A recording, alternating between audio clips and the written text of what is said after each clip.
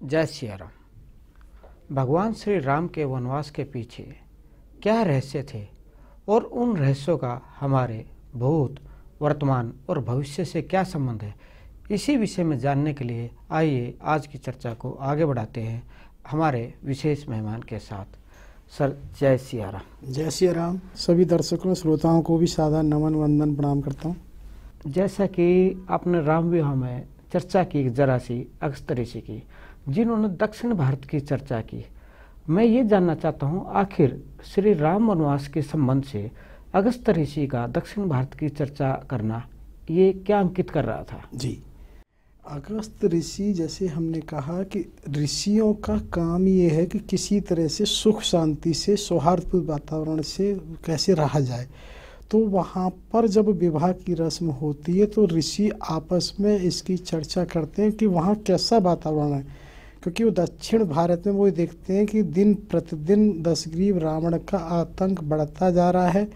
वो इस तरह से करता जा रहा है कि वहाँ पर ऋषियों को यज्ञ वगैरह करना मुश्किल होता जा रहा है अनुष्ठान, क्योंकि ये राम और लक्ष्मण और विश्वामित्र जी साथ हुए। लेकिन जब माता कैकेयी आ जाती हैं, क्योंकि जैसा कि पूर्व में हम अनेक बार चर्चा कर चुके हैं, उनका व्यक्तित्व ऐसा है कि वो घरेलू महिला भी हैं, राजनीतिक महिला भी हैं और वीरांगना भी हैं।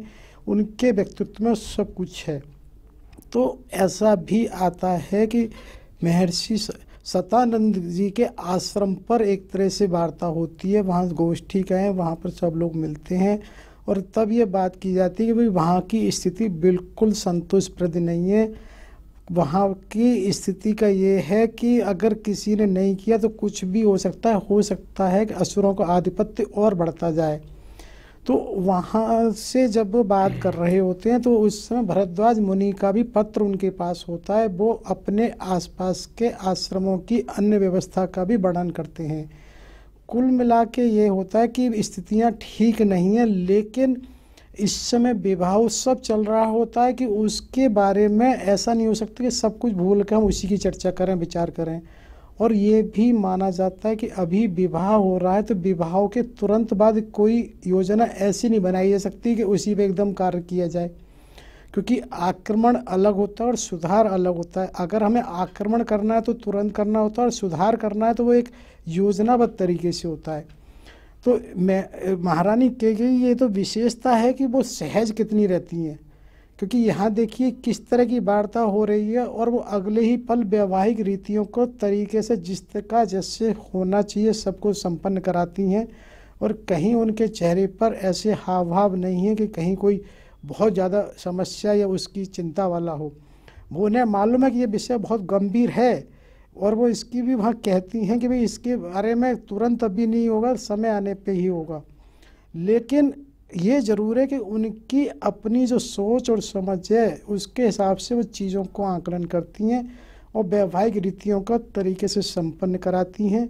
और वहाँ पर महाराज जनक, जैसे कि माना जाता है कि विदा के समय निश्चित रूप से सबको बहुत ही मुश्किल होता है, और जनक जी के बारे में और वैदेही जी के बारे में तो विशेष रूप से कहा गया है। और पहले भी कहा है कि भी कन्या की विदाई केवल एक परिवार और उससे नहीं होती, पूरे समाज और उससे भी जुड़ी होती है। तो वो उस विदाई को लेकर पूरा नगर बड़े उससे मन द्रवित होता है, लेकिन विदाई होनी होती है तो विदाई सबकी होती है। और इसी विदाई के क्रम में जब आगे वो लोग जा रहे होते सभी, तो एक प्रसंग आता है। अब वो कहीं कहीं एक प्रसंग जो आता है वो थोड़ा सा आनंद रामायण में ऐसा आता है कि दीपावली के उपलक्ष्य का है, लेकिन ऐसा हो सकता है कि इसी समय का हो, क्योंकि उसमें एक चीज़ है कि सारी सेना है, सारा परिवार है, सारे भाई हैं। तो उस समय ये आता है कि जो उस समय विवाह के समय के राजा थे, जो पराजित राजा थे, वो सब सामूहिक होके एक साथ हो जाते हैं और वो एक तरह से हमला कर देते हैं। तो मुझे ऐसा इसलिए लगता है कि यहाँ ये विचारणा, ये प्रश्न है कि अगर वो राजा उसी समय की घटना है तो वो आकाश में इतना कैसे आक्रमणित हो गए कि उन्हें ये देखने में कि उनके मन में बिल्कुल भय नहीं था। कहाँ महाराज दशरथ चक्रवर्ती हैं और कहाँ ऐसा राम हो फिर भी।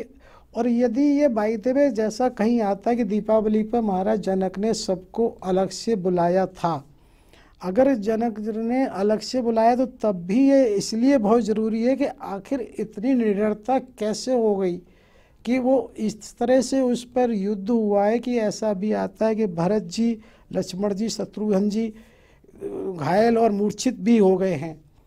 तो उस समय जब इतने वो स्थिति भगवान राम ने ही स्थिति को संभाला और उन्होंने सबको वो किया, लेकिन ये निश्चित है कि कहीं ना कहीं राजाओं के अंतर्गत निडरता है और डर नहीं है। और ये ऐसा भी समझा जाता है कि जो संबासुर से महाराज दशरथ का युद्ध हुआ था तो वो उस समय इतनी शारीरिक क्षति पहुंची थी जिससे उनकी मानसिक और शारीरिक दुर्बलताएं कहीं प्रभावित हो गई थीं। वो जन सामान्य में ना आई हों लेकिन कहीं ना कहीं चीज़ें रहती हैं, क्योंकि उनके उस समय आक्रमण जो हुआ पहले भी चर्चा हुई है, तो उनसे वो प्रभावित हो गए घटनाओं से। लेकिन ये निश्चित है कि यहाँ से इन राजाओं के आक्रमण से ये सिद्ध हो रहा कि कहीं ना कहीं उनके पास डर नहीं है बिल्कुल। और जब वो सबको घायल और मूर्छित करते हैं तो वहाँ पर पास में मुदगल ऋषि का आश्रम होता है। तो मुदगल ऋषि के आश्रम से वहाँ सहायता लेने में आप जाते हैं और वहीं पर ले जाते हैं। उनकी पत्नी सुमति भी होती हैं और वो वहाँ सबका यथा योग्य उपचार भी करते हैं। और यहाँ ये मैं बताना चाहता हूँ कि उनके पास भी संजीवनी विद्या थी जिससे उन्होंने उन्हें दी थी। और लेकिन ये चीज़ अभी हम स्पष्ट करते हैं कि क्या भगवान राम को ये नहीं स्मरण होगा, जब लक्ष्मण मूर्छित होते हैं तो उस समय उस लीला को यहाँ से वो नहीं हो सकती थी, तो उन्होंने उसी मार्ग को कालनेमी वाले उसको अपनाया, क्योंकि वो कालनेमी की लीला भी उस समय होनी है। अदरवाइज उनको ये पता था केवल अगर हमें संजीवनी बूटी चाहिए तो वो मुदगल ऋषि के आश्रम पर भी थी। जब वो यहाँ से जा रहे हैं तो वो उस समय उनको सबको यथायोग्य उपचार भी करते हैं और जो बेहोश हैं उनको संजीवनी मूर्ति से होश में लाया जाता है। तो ये बताने का आश्रय ये था कि यहाँ राजाओं को है और साथ साथ दशरथ जी भी मुदगल ऋषि से अलग में जब उन्हें देखते हैं वो प्रसन्न है। प्रसन्न होना तो उनका इसलिए स्वाभाविक है, जैसा कहा है कि भगवान राम के दर्शन के लिए सब व्याकुल और आतुर रहते हैं और जब उन्हें वो सहज मिल रहे हो तो प्रसन्नता तो कितनी होगी, उसका अंदाज़ा तो वही लगा सकता है जो साक्षात दर्शन कर रहा होता है। तो उस समय जब वो प्रसन्न देखते हैं तो महाराज दशरथ उनसे अलग से कैसे कोई तुलसी का गमला होता है वहाँ ले जाते हैं और उनसे कहते हैं कि महर्षि राम के हित अनहित के भविष्य के बारे में बताएं। तो मुझे लगता है कि कहीं ना कहीं ऐसा आभास होता है जैसे दशरथ जी को पूर्वाभास सब पता हो। जैसे कभी कभी हम लोग भी ना कभी एस्ट्रोलॉजर से एक से जाके अलग से भी जाते हैं, कोई संकेत अगर हमारे को किसी तरह न करें, हमारी संतुष्टि जब तक नहीं होती है हम और दो चार से पूछें, कहीं मन में ये आता है कि कोई व्यक्ति ऐसा कहते ऐसा नहीं है। तो उसी तरह से उन्होंने वहाँ प्रश्न किया कि हित अनहित की बातें बताओ, तो वो विस्तार में बताते हैं कि भाई इस तरह से इनके 2 पुत्र होंगे, 4 पुत्रवधुएँ होंगी, इनके 24 प्रपौत्र होंगे, 12 प्रपौत्री होंगी और असंख्य प्रपौत्र होंगे। वो उनकी इस तरह से पूरी, और ये भी कहते हैं लेकिन ये वृंदा के श्राप के कारण वन गमन इनका निश्चित जाएंगे, उसके बाद चाहे 10,000 वर्ष से अधिक इनका फिर सुशासन रहेगा। लेकिन यहाँ भी ये चीज़ है कि देखिए हमारे यहाँ कोई व्यवस्था ऐसी है कि पता सबको होता है, लेकिन सबकी मजबूरी ये है कि उसके हिसाब से ही चलना होता है जो होता है।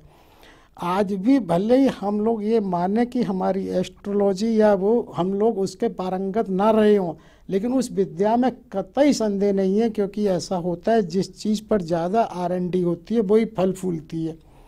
अब हम ये कहें कि इस विद्या में कोई वो नहीं है, लेकिन इस पर इतना कार्य नहीं हो रहा जो हो सकता था या होता था कभी।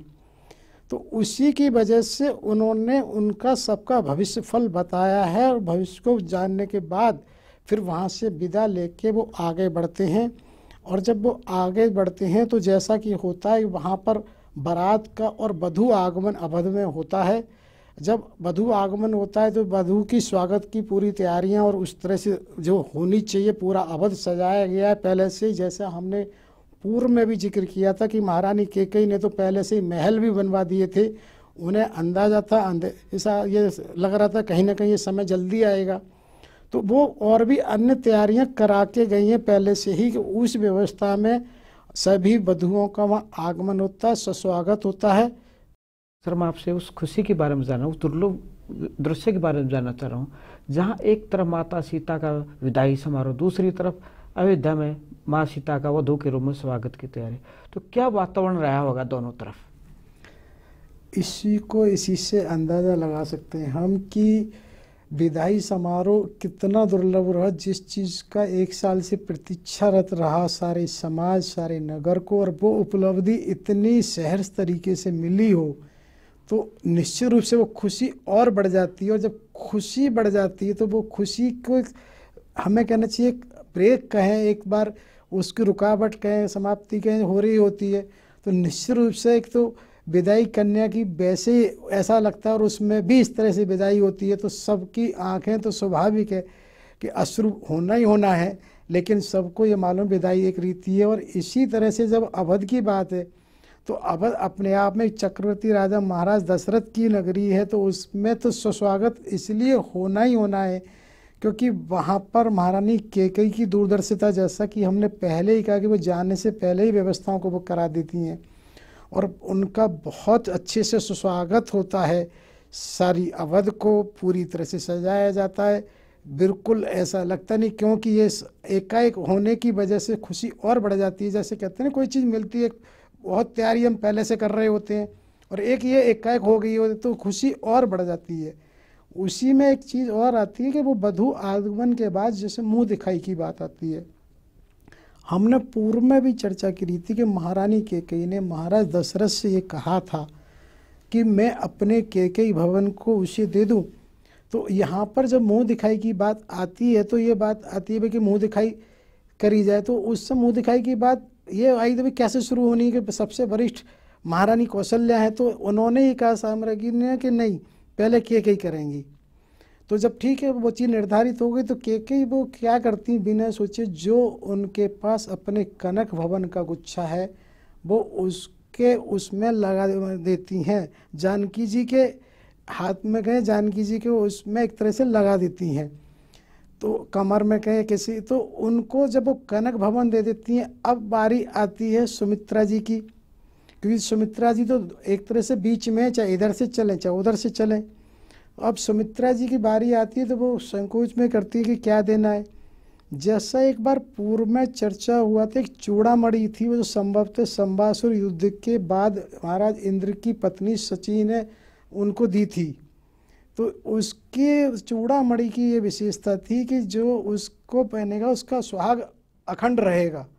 तो उन्हें लगा भाई इससे ज़्यादा महत्वपूर्ण क्या हो सकता है, तो उन्हें तो सबसे ज़्यादा महत्वपूर्ण यही लगा, तो उन्होंने उस चूड़ामणि को ऐसा कुछ छाता हल्का सा उनका सिर से वो हटा के चूड़ामणि को उनको धारण कराया है। अब दोनों की जब मुंह दिखाई हो जाती है तब प्रश्न कौशल्या माता का आता है। अब कौशल्या माता कहती हैं भाई रानियों ने इतना कुछ दे दिया, मैं क्या दे सकती हूँ, मेरे पास क्या है। वो सोचती हैं, विचारती हैं, वो क्या करती हैं, थोड़ा सा अश्रु से आंसू में ला के राम जी का हाथ पकड़ के सीता जी के हाथ में दे देती हैं। कहती हैं उन्हें राम को दिया। अब बड़ा साधारण सा बड़ा असाधारण सा है, राम को दिया, इसमें क्या दिया। राम तो पहले भी उनके पति थे, आज भी पति हैं, कल भी पति रहेंगे, लेकिन राम को दिया है। तो ये चीज़ इसलिए महत्वपूर्ण हो जाती है कि राम को भी कोई दे सकता है। जैसा हमने पहले भी कहा कि राम की जो एक तरह से रहस्य है उसको ही जानना मुश्किल होता है, और राम को पाना तो लोग कहते हैं कि स्वप्न में भी नहीं आता, लोग समाधि में सोचते हैं। मतलब कितने प्रयास करने के बावजूद ऐसा लगता है कि राम को स्मरण और झलक और वो नहीं पा पाते, और वहाँ कौशल्या माता ने राम को सीता को दे दिया। तो ये एक बड़ी बात है कि भाई इसमें आध्यात्मिक चीज़ें लगती हैं। राम को सीता को दे दिया, तो राम को देगा तो वही जिस पर राम था, क्योंकि राम को पाना ही मुश्किल है और फिर राम को पाके दे दिया तो इससे बड़े और क्या दिया जा सकता है। तो इस मर्म को सीता भी समझती हैं, वो भी अश्रुपूर्ण उससे उनके चरण स्पर्श करती हैं। और मुझे तो लगता है इसीलिए उसके बाद कहीं आपको ऐसा नहीं मिला होगा कि उर्मिला लक्ष्मण वो मिला के हमें सीताराम होते हैं या सियाराम होते हैं, वो एक ही हो जाते हैं, कहीं और जगह नहीं मिला होगा। तो ये जो मुंह दिखाई की व्यवस्था यहाँ हो रही है, तो ये वास्तव में मुंह दिखाई के साथ साथ भी इस चीज़ को कि ये एक आध्यात्मिक से जुड़ी हुई है, राम को दे दिया है। सभी का समय बड़ा आमोद और प्रमोद के साथ व्यतीत हो रहा है कि सब बहुत प्रसन्न उसमें हैं। मधुमेह कई वर्ष ऐसा है कि वहाँ इतने हंसी खुशी बीत गए, कहीं कहीं ऐसा भी आता है कि 10-12 वर्ष भी हो गए हैं। लेकिन ये भी है साथ साथ, क्योंकि जब महाराज दशरथ जैसा बताया था कि संबासुर युद्ध में घायल हो गए थे, तो कहीं ना कहीं उनकी व्यवस्था में थोड़ा सा कहीं अवशेष समय का कहें। क्योंकि एक चीज़ और हम मान सकते हैं, क्योंकि महाराज दशरथ को बहुत प्रौढ़ उम्र के बाद उनकी प्राप्ति हुई थी संतान की। संतान पर काफ़ी समय देना कहें, शरीर की अस्वस्थता कहें, राम के प्रति विशेष इसने कहें, जिससे वो उतना ध्यान नहीं दे पा रहे थे जितना युवावस्था में देते थे। तो यहाँ ऐसा भी माना जाता है जब चारों पुत्र बड़े हो गए, विवाह हो गया है, तो कहीं वो भी क्षेत्रों में जा के अपने हिसाब से जानकारियाँ करनी शुरू करते हैं। माता कैकेयी तो ये चाहती हैं इनको कहीं ना कहीं कुछ दायित्वों को बढ़ाया जाए, कुछ दायित्व दिए जाएं। लेकिन होता क्या है कि जैसा पूर्व में भी वर्णित रहा है कि इसी वजह से जो कुलगुरु वशिष्ठ जी कहते हैं अभी नहीं, क्योंकि कहीं ना कहीं ये एक बीज उसी समय पड़ गया था जब कैकेयी प्रदेश के लोग यहाँ पर थे, तो कहीं उन सबको मनोबल ऐसा हुआ था कि शायद इनका ही ज़्यादा महत्व है। उस महत्व की वजह से अंदरूनी कहीं ऐसा हो गया था कि सर्व में एक सूत्रीय नहीं रह गया था। तो धीरे धीरे व्यवस्थाओं में भी गिरावट आ रही थी, जिसका एक उदाहरण देखने को मिलता है कि एक बार भरत और शत्रुघ्न आखेट के लिए किसी वजह से वो वन प्रदेश में गए हुए थे, तो सघन वन प्रदेश में गए थे, तो वो एक वृक्ष के नीचे कहीं आराम कर रहे थे। तो उन्हें थोड़ा सा एकदम कोलाहल वाला एक ब्याग वाला स्वर सुनाई पड़ा, चीख का। तो उन्होंने जब उसको देखा कि बड़ी दूर से कहीं वो आ रहा है, तो उस तरफ जाने की कोशिश की, किसी से कहा मुझे उस स्वर की तरफ ले जाओ। जब वो वहाँ जाके क्या देखते हैं कि वहाँ एक व्यक्ति को पेड़ से बांध के इस तरह से उसे पीड़ा जा रहा है, उसको पीड़ित किया जा रहा है कि वहाँ से एकदम वो हिल जाते हैं और वो जाके हस्तक्षेप करते हैं। और उसी विषय को वो राज्यसभा में लाके जब उठाते हैं, क्योंकि भारत ने उठाया है ये विषय, तो ये निश्चित है कि ये अकेला विषय नहीं है। बस अंतर क्या पड़ा, जो भरत जी ने उस व्यवस्था के विषय को उठाया है तो और लोगों को भी कहने का अवसर प्राप्त हो जाता है। जैसा कहते हैं ना, बहुत सारे लोग कमियां तो देखते हैं लेकिन बोले कौन, बोलना हर किसी के बस का नहीं होता। लेकिन जब शुरुआत होती है तो फिर बहुत से कहना शुरू हो जाता है कि हाँ भी ऐसा होता है, वैसा भी यहाँ भी हो रहा है, वहाँ भी हो रहा है। तो इसी तरह से वहाँ जब ये व्यवस्थाएं चल रही होती हैं तो ये बात आती है, जो उनके मंत्री हैं आंतरिक सुरक्षा की अमोघ और एक उसके न्याय प्रक्रिया के प्रकल्प, ये माना जाता है पूरी तरह से इनकी व्यवस्थाएं असफल है। जब ये चीज़ें हुई तो तुरंत ये कार्रवाई हुई कि इस पे एक कार्रवाई, जैसा कि आज भी होता है कि इंक्वायरी टाइप या वो एक सभा की जाए निर्धारित, जो बाद में अवलोकन करके दे इनकी क्या गलती थी, कमेटी जिसे कहना चाहिए वो। और इधर ये बताया जाए तो जो उनका युवा मंत्री सवर्ण है, क्योंकि उसको एक तरह से इनका चार्ज दे दिया जाता है स्थायी रूप से और इनको पद मुक्त किया जाता है, तब तक इनको कारावास में डाला जाता है और इस पर ये विचार रहा होता है कि क्या करना चाहिए। लेकिन इससे ये चीज़ें बिल्कुल जाहिर हो रही हैं कि कहीं ना कहीं व्यवस्थाएं बहुत अच्छी नहीं थी, वहाँ भी इस तरह से चीज़ें होती जा रही हैं और ये बाद में निकल के आता है कोई भ्रष्ट अधिकारी है जो अपनी तरह से चीज़ों को चलाता था।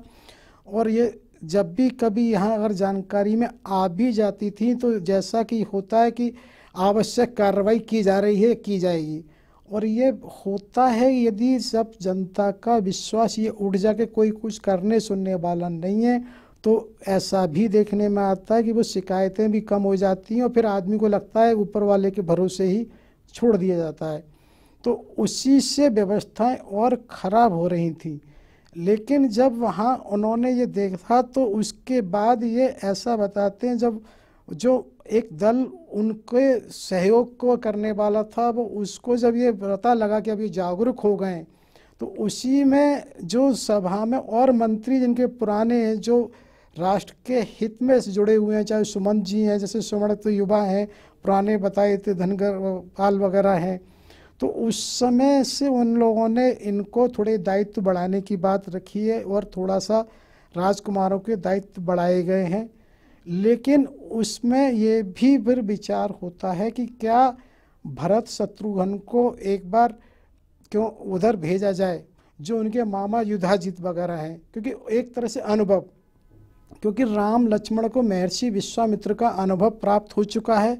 और वैसे भी ऐसा माना जाता है कि किसी भी स्थिति में महाराज दशरथ चारों को एक साथ कहीं भेजने की स्थिति में नहीं होते थे। उनको अपने संतान से इतना प्रेम और मोह था कि वो ऐसा नहीं सोच पाते थे।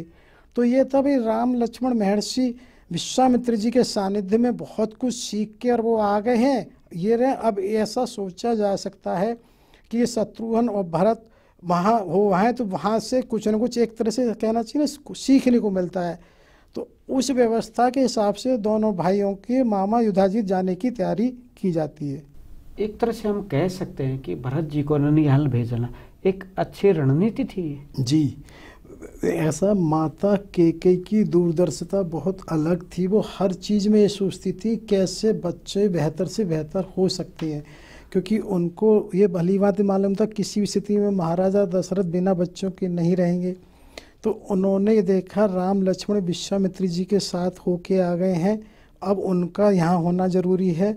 तब वो इस तरह से उनकी रूपरेखा वहाँ की बनाती हैं, जिससे दोनों उद्देश्य हो जाएंगे। उन्हें राजनीतिक भी बहुत कुछ सीखने को मिलेगा और ये भी हो जाएगा। लेकिन ये ज़रूर है कि जब वो वहाँ जाते हैं तो राम जी का लक्ष्मण जी का वन क्षेत्र में राज क्षेत्र में भ्रमण अक्सर रहता है, और वो वहाँ की गतिविधियों को, जैसा कि पूर्व में भी कहा गया, माता केकई से वार्ता करते थे, तो बहुत सारी समस्याओं का जिक्र भी करते थे। और क्योंकि जैसा ये माना गया है कि व्यवस्थाएं जब एक खराब होनी शुरू होती हैं तो वो खराब होती जाती हैं, और बेहतर होती हैं तो बेहतर होनी शुरू हो जाती हैं। और ये निश्चित है, यदि किसी भी व्यवस्था को सुधारना है तो आपको सबसे पहले अपना ही श्रम बहुत करना पड़ेगा।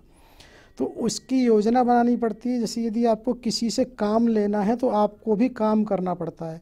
आप इसको ऐसे समझो, किसी को आप कोई निर्देश दोगे, किसी से रिपोर्टिंग लोगे, कुछ भी करोगे तो उतना ही समय देना पड़ेगा।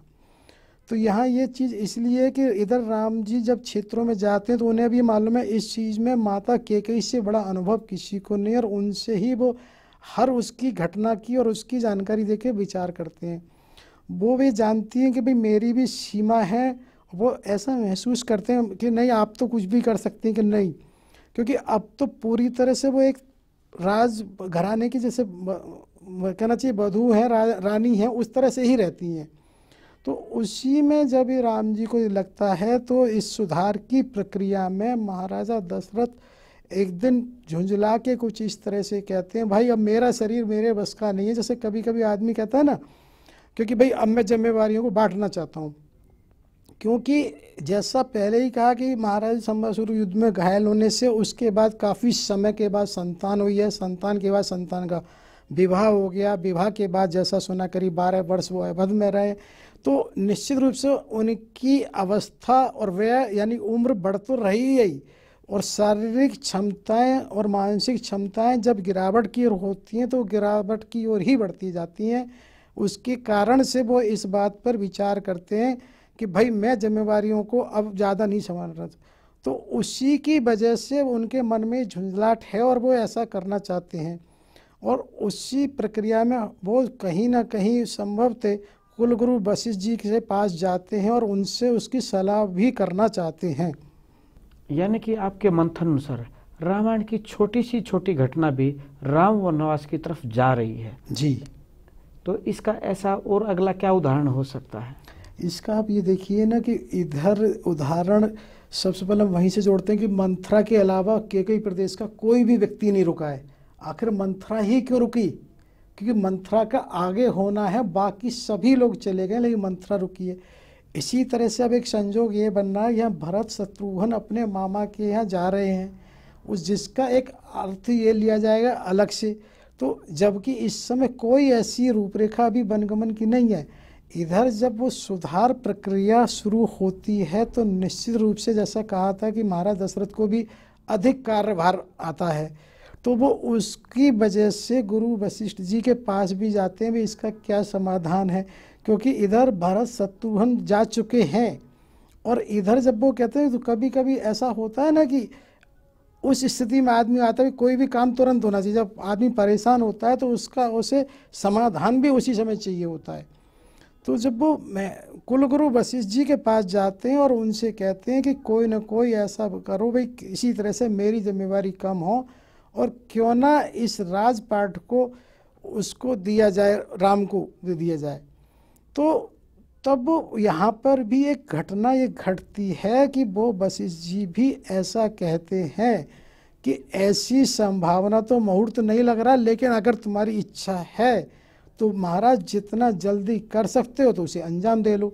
यानी कि कुलगुरु वशिष्ठ एक ऐसी स्थिति में कि वो जानते हैं कि भाई महाराज हैं, तो महाराज का ये तो है नहीं सब चीज़ों को बिल्कुल 100%, क्योंकि ये राजनीतिक निर्णय है, तो उसको ऐसा नहीं, वो उनको मन में सहज स्वीकार होगा नहीं होगा, तो ऐसा इशारा भी दे देते हैं भाई तुम्हारी इच्छा है तो इसे जितना शीघ्र कर सकते हो कर लो, और होने में संभावना ज़रूरी नहीं कि हो जाए, इस तरह से कुछ वो करते हैं उसे। और कहीं ऐसा भी आता है, इसकी भी चर्चा भी हम आगे करेंगे, कि जो महर्षि विश्वामित्र हैं वो महारानी कैकेयी से अलग से मिलने आते हैं, जो उसकी स्थितियों पर उनसे वार्ता करते हैं कि क्या क्या चीज़ हो रही है और कैसे क्या हो सकता है। सर, आप रामायण पर जितनी व्याख्या कर रही हैं इसके रहस्य और ज़्यादा बढ़ते जा रहे हैं। बाकी के रहस्यों को हम आपसे जानेंगे अगली कड़ी में। तब तक के लिए आपको जय सिया राम। जय सिया राम। सभी दर्शकों को, सभी श्रोताओं को सादर नमन वंदन प्रणाम करता हूँ। साथ ही साथ सभी समयदानियों को विशेष आभार व्यक्त करता हूँ। जय सिया राम। जय सिया राम। आप हमारे संत वाणी चैनल को सब्सक्राइब करें, वीडियो को लाइक करें, शेयर करें और हाँ, बेल आइकन पर क्लिक करना बिल्कुल ना भूलें, ताकि हमारी किसी भी वीडियो की सूचना सबसे पहले आपको मिले।